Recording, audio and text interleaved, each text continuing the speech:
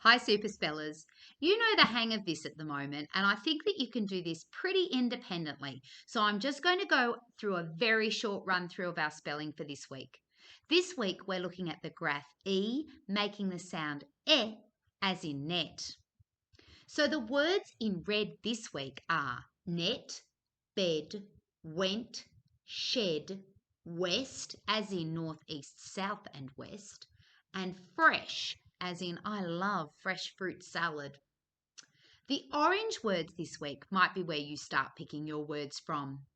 The orange words are lemon. I have a lovely lemon tree growing in my backyard. Empty.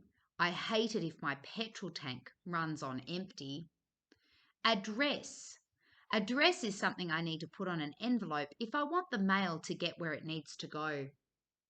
17. One of the teen numbers that come between 10 and 20. Wednesday. Oh, this is always a tricky one to spell. Can you hear the sound?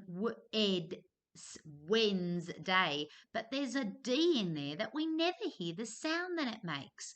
We're going to try this one, I think, as a word to go through. So Wednesday. W-E-N-S-D-A.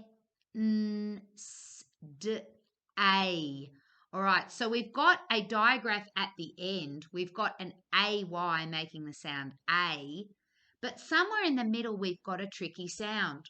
So the letters in Wednesday are WEDNESDAY.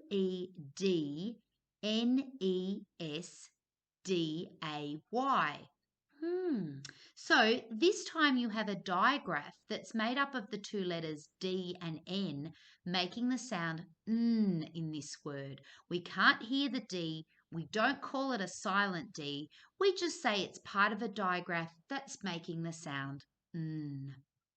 The next word is remember. I have to remember to put things I've run out of on the shopping list. Otherwise, I won't remember to buy them at the supermarket. Then in our green words, we have the word centre. Centre is often a tricky one as well. Centre. The sounds in centre are s, e, n, t. Now that's a really interesting word. 4 sounds, but the letters in centre are C, E, N, T, R, E. So in this word, the C at the beginning of the word is making the sound S, like in city. It's not making a hard K sound, like in cake. In this word too, at the very end, there's an sound. It's a digraph being made by the letters R and E together. The next word is stretch. Stretch. I like to stretch out those elastics when we have a game of elastics at school.